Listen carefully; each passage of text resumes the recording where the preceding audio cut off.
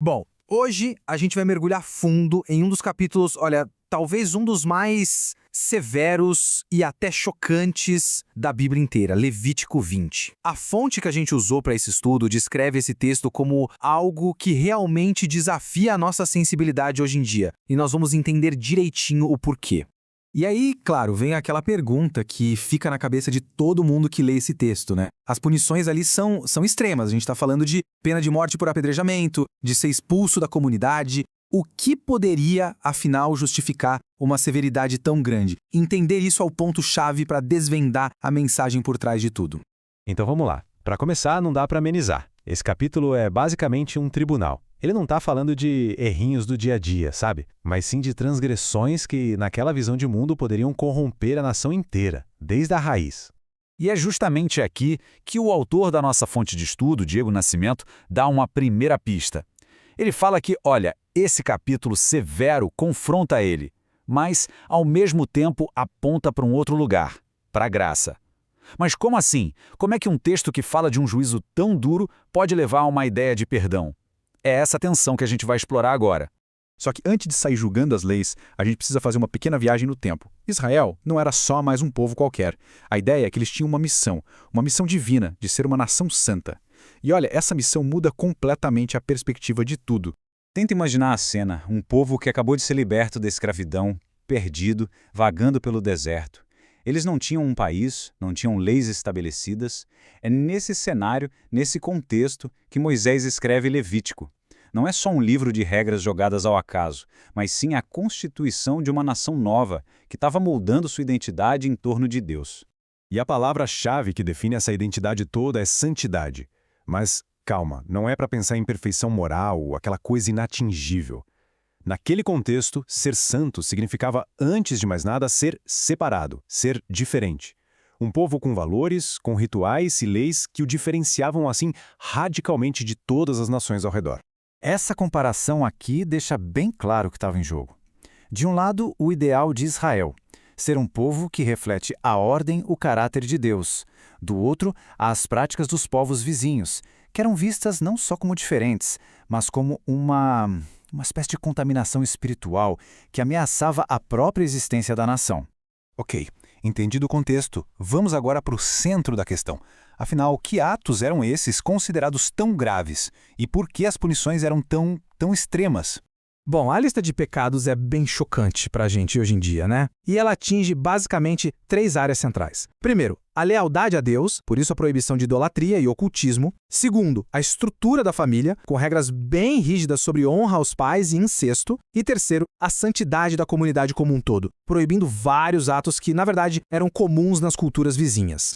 A proibição mais pesada, talvez, seja essa aqui, o sacrifício de crianças a Moloque, que era uma divindade cananeia ligada ao fogo. A nossa fonte de estudo destaca que isso não era visto só como um assassinato, mas como um adultério espiritual, ou seja, era a traição máxima da aliança que Israel tinha com seu Deus. A mesma lógica valia para o ocultismo, consultar médiuns ou espíritas, era na prática dar as costas para Deus, era buscar orientação em fontes que eram proibidas. Era visto como uma forma de traição mesmo, sabe? Trocar fonte da verdade por sussurros nas sombras. E olha só que interessante. Até as relações dentro de casa, as relações familiares, tinham uma dimensão muito maior. Desonrar os pais não era só uma briguinha doméstica.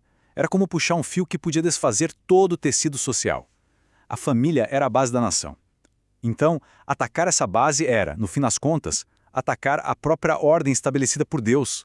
Bom, até agora, o que a gente viu foi um sistema de leis bem rígidas com consequências fatais. Parece até um beco sem saída, né? Mas é exatamente aqui que essa nossa análise dá uma virada de 180 graus e nos leva daquela lei implacável para o conceito cristão de redenção.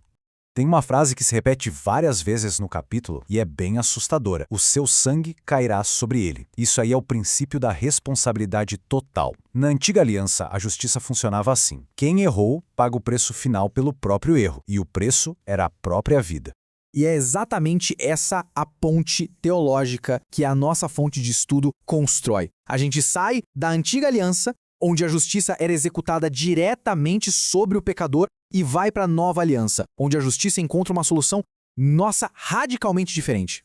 Mas que solução é essa? A resposta, de acordo com a perspectiva cristã da fonte, está nessa profecia antiga, lá de Isaías. A dívida de sangue ela não foi cancelada, não. Ela foi transferida.